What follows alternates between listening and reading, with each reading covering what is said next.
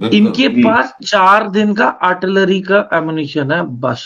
पाकिस्तान के पास में जो तोप के गोले होते हैं ना, जो आर्टिलरी गन्स के अंदर डलते हैं, वो अगर युद्ध हो जाए तो केवल 96 आवर यानी कि मैक्स टू मैक्स 4 दिन तक चल सकते हैं। मल्टीपल लेवल्स पे इनकी रेडीनेस पे भी क्वेश्चन खड़ा हो रहा है, मिलिट्री प्रिपेयर्डनेस पे भी क्वेश्चन खड़ा हो रहा है, फिर पॉलिटिकल जो इन्होंने ये जब ये पाकिस्तान की गवर्नमेंट ये कहती है ना कि हमारा हाथ नहीं है, तो वो टेक्निकली ठीक कह रही होती है। जरा गौर कीजिएगा कैसे, क्योंकि पाकिस्तान की जो गवर्नमेंट है, पाकिस्तान की मिलिट्री के ताबे है, और पाकिस्तान की मिलिट्री इस तरह के कामों के लिए नॉन स्टेट एक्टर्स का इंतखाब करती है।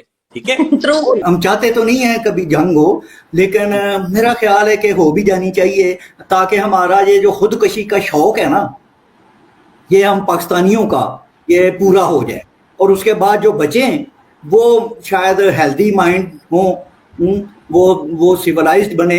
ये मुल्ला मुनीर को इसकी गर्दन से खींच के निकाला जाएगा बिल से, और इस कंजर से पूछा जाएगा, गिनती करवाएंगे बकायदा बिना कपड़ों के, इसे नंगा करके घुमाया जाएगा सड़कों पे, देखना। नॉन स्टेट एक्टर्स इन्फिल्ट्रेट करते हैं इंडियन टेरिटरी के अंदर। मुझे आप अजमल कसाब बताइए, जो हामिद भी जिसके गांव में पहुंच गया था, अजमल कसाब। मैं क्या बताऊं, हमारे तो पॉलिटिशियंस कन्फेस कर चुके हैं कि वो कराया, वो मुंबई हमले हमने कराए थे। हम प्रोफेशनली इस टाइम पे तैयार नहीं है, because we are trained for counter insurgency, और सेकेंडली हम अर्बन वॉरफेयर के लिए जो है वो ट्रेंड है, तो we are not ready. Modi साहब ने ये ऑर्डर कर दिया है नेवल चीफ को, दिनेश के त्रिपाठी को, कि आप आर्म्स लोड कर दें, आप मिसाइल लोड कर दें और तैयारी पकड़ें। नमस्कार दोस्तों, चैनल पर आपका हार्दिक अभिनंदन है। दोस्तों, जम्मू एंड कश्मीर में हुए हृदय विदारक घटना में जो भी हमारे भाई शहीद हुए हैं, उनको हम विनम्र श्रद्धांजलि देते हैं और ईश्वर से प्रार्थना करते हैं कि उन पुण्य आत्माओं को अपने श्री चरणों में स्थान दे।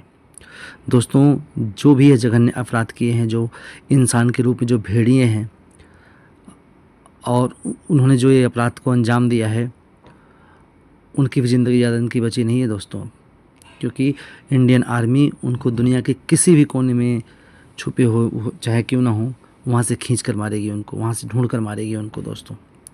अब दोस्तों, इंडिया ने अपने राफेल जेट्स और तीनों आर्मी को स्टैंड बाई पर रख दिया है पूरी प्रिपरेशन के साथ। तो इन कायर पाकिस्तानियों को अब डर सता रहा है कि इंडिया क्या करेगा, कितने लोगों को मारेगा, किस तरह से मारेगा। तो दोस्तों, आइए देखते हैं पाकिस्तानी कायर कह क्या रहे हैं। दोस्तों, इस दुख की घड़ी में हम सभी लोगों के साथ में हैं। जय हिंद। पाकिस्तान की एक हिस्ट्री है इंडिया के अंदर इन्फिल्ट्रेशन करने की। ठीक है, आपके जो हाफिज सईद साहब इस वक्त जौहर टाउन लाहौर में महफूज बैठे हैं, वो आपके मुंबई हमलों के अंदर मुलव्वस हैं। आपके जो मौलाना मसूद अजहर हैं, इंडियन पार्लियामेंट के ऊपर जो अटैक हो चुका है, इससे पहले एक पूरी हिस्ट्री है जिस बात को आपके वजीर दिफा ख्वाजा आसिफ ने स्काई न्यूज के साथ बड़े संगीन इल्जाम आप लगा रहे हैं, बड़े संगीन इल्जाम लगा रहे हैं, लेकिन इंडिया की डीप स्टेट्स को आप कैसे जो है इग्नोर कर सकते हैं? आपको नहीं लगता कि इंडिया पाकिस्तान में घुसकर जो उनके नेशनल सिक्योरिटी एडवाइजर हैं, वो खुलेआम और कहते हैं, दंदनाते फिरते हैं, जनाब हम तो पाकिस्तान में घुसकर मारेंगे। पाकिस्तान में जो दहशतगर्दी करता है वो कौन करता है? मैं सना आपको याद दिलाऊं कि जब मार्च के महीने में, क्योंकि अभी मेरे पास तो अमेरिका में अभी तक अप्रैल ही चल रहा है, आपके पास तो मई की सुबह हो चुकी है, तो जब मार्च के महीने में बलूचिस्तान में जाफर एक्सप्रेस के ऊपर हमला हुआ, तो अगले दिन आपके जो DGISPR हैं, वैसे ये DGISPR का ओहदा इंडिया के पास नहीं है, वहां अभी तक सिविलियन कंट्रोल जो है बरकरार है, तो उन्होंने ये इल्जाम आयद किया कि जाफर एक्सप्रेस के हमले में इंडियन इन्वॉल्वमेंट के हमें शवाहिद मिले हैं। क्या आपके DGISPR ने और क्या गवर्नमेंट ऑफ पाकिस्तान ने बलूचिस्तान की जाफर एक्सप्रेस के अंदर इंडियन इन्वॉल्वमेंट के जो शवाहिद हैं, वो क्या मीडिया के सामने पब्लिक किए? क्या वो इंडियन गवर्नमेंट शेयर किए? तो मुझे यहाँ तक कि हम मेन स्ट्रीम मीडिया के ऊपर खुलकर इंडिया को ब्लेम नहीं कर सके। इसका मेरे ख्याल से आप जो इल्जाम ठहराएंगे वो इस हुकूमत को ठहराएंगे।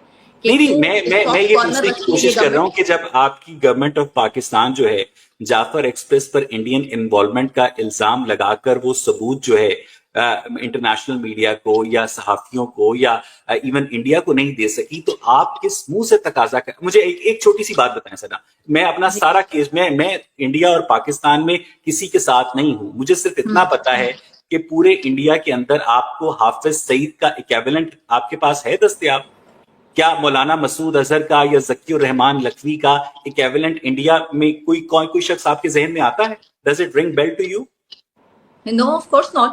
लेकिन इंडिया की जो एक हिस्ट्री रही है, जो केस हिस्ट्री इंडिया की पाकिस्तान में इन्वॉल्वमेंट रही है, जिस तरह से दहशतगर्दी पाकिस्तान में होती रही है, मैं नहीं समझती कि हमें इस ब्लेम गेम को मजीद आगे कंटिन्यू करना चाहिए। कि चूंकि इंडिया पाकिस्तान के अंदर, मैं इसको बिल्कुल डिफेंड नहीं कर रही कि चूंकि इंडिया पाकिस्तान के अंदर दहशतगर्दी करता है तो जनाब जवाब में पाकिस्तान को भी इंडिया के अंदर दहशतगर्दी करनी चाहिए। लेकिन जो डीप स्टेट्स हैं वो हमारे आम शहरियों को बड़े बुरे तरीके से मुतासिर कर रहे हैं। चले मैं आपसे सवाल करती हूँ, 9/11 किसने कराया था? 9/11 दुनिया की मेरे ख्याल से सबसे बड़ी दहशतगर्दी थी, किसने कराई थी? अमेरिका ने खुद कराई थी, अल-कायदा ने करवाई थी। ये तो आप कह रहे हैं ना, अल-कायदा ने कराई थी। डिफरेंट थीसिस भी है इसको रिलेटेड। क्योंकि अमेरिकन गवर्नमेंट उसके बाद आप देखें जिस तरह से पूरी दुनिया में अल-कायदा की जो इन्वॉल्वमेंट है उसके सबूत भी दुनिया के सामने दिए थे। मैं सिर्फ आपसे ये समझने की कोशिश कर रहा हूं, कि क्या पाकिस्तान जो ये मैं मान लेता हूं कि पहलगाम अटैक के पीछे पाकिस्तान की गवर्नमेंट का हाथ नहीं है, और जब ये पाकिस्तान की गवर्नमेंट ये कहती है ना कि हमारा हाथ नहीं है, तो वो टेक्निकली ठीक कह रही होती है। जरा गौर कीजिएगा कैसे, क्योंकि पाकिस्तान की जो गवर्नमेंट है पाकिस्तान की मिलिट्री के ताबे है, और पाकिस्तान की मिलिट्री इस तरह के कामों के लिए नॉन स्टेट एक्टर्स का इंतखाब करती है, ठीक है? वो नॉन स्टेट एक्टर्स इन्फिल्ट्रेट करते हैं इंडियन टेरिटरी के अंदर। मुझे आप अजमल कसाब बताइए, जो हामिद भी जिसके गांव में पहुंच गया था, अजमल कसाब। मैं क्या बताऊं, हमारे तो पॉलिटिशियंस कन्फेस कर चुके हैं कि वो कुछ कराया, वो मुंबई हमले हमने कराए थे। जब गवर्नमेंट ऑफ पाकिस्तान ये कहती है कि इसमें हमारा हाथ नहीं है, तो वो ठीक भी कहती है और वो गलत भी। अब ऐसा आप दूर क्यों जाते हैं? आप एपीएस की बात कर लें, क्या सुनने को मिला था आपको याद है ना? बल्कि पॉलिटिकल पार्टी थी जिसकी तरफ से ये सुनने को मिला था कि ये एपीएस कराने वाला कौन है। खैर, अब फिर वही बात है कि मैं नहीं चाहती कि बात निकले और बहुत दूर तक जाए। बेहतर यही है कि हम टू द पॉइंट रहे और बहुत सारी चीजों को हम ऑब्वियसली डिस्कस नहीं कर सकते। और मुझे पाकिस्तान के अंदर एक वर्किंग जर्नलिस्ट के ऊपर जो प्रेशर है, मैं आपकी तवज्जो एक नुक्ते की जानिब मरकूज दिलाना चाहता हूं, और वो ये है कि इस वक्त army chief general Asim Munir के ऊपर जितनी तनकीद हो रही है कि जिस बुरी तरह से उन्होंने पाकिस्तान तहरीक इंसाफ को क्रश किया है, जिस तरह से वो पाकिस्तान के वजीर खारजा, वजीर दिफा, वजीर ज़राअत, वजीर मजहबी अमूर, हर चीज वो बने हुए हैं, वो पूरा पाकिस्तान वो चला रहे हैं, ठीक है ना? कर्नल नुमान साहब के फोन के ऊपर मरियम नवाज उठ के खड़ी हो जाती है, ये सबको पता है। मैं आपसे ये पूछ रहा हूं कि इस सारी सिचुएशन का, ये जो पाकिस्तान इंडिया के दरमियान कशीदगी पैदा हुई है, सबसे ज्यादा फायदा किसको हुआ है? इसका सबसे ज्यादा फायदा जनरल आसिम मुनीर को हुआ है कि अब उनके हाथ में इतनी कंसोलिडेटेड पावर आ गई है कि आपका प्राइम मिनिस्टर भी जो है उनके आगे बैठकर तालियां बजाता है, उनकी आगे किसी किस्म की आवाज नहीं निकालता है।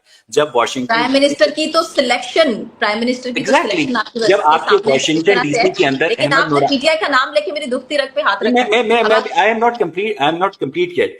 वॉशिंगटन डीसी के अंदर हमारे जो जर्नलिस्ट दोस्त हैं अहमद नूरानी साहब, जिन्होंने एक जमाने में आसिम सलीम बाजवा की पापा जॉन्स एम्पायर के ऊपर स्टोरी की थी, उन्होंने एक स्टोरी की थी, आपको पता ही होगा कि किस तरह से जनरल आसिम मुनीर के जो मामू हैं और वो इस वक्त इन्वॉल्वमेंट से तकर्रियां करवा रहे हैं, वो किस तरह से उनकी बेटियों को जी अहमद नूरानी साहब की बात, तो अहमद नूरानी के भाइयों को उठा लिया गया, ठीक है? वो कच्चे के डाकू बाजियाब नहीं हुए हैं, वो बाजियाब नहीं हुए हैं, वो कच्चे के डाकू ने उठाया था।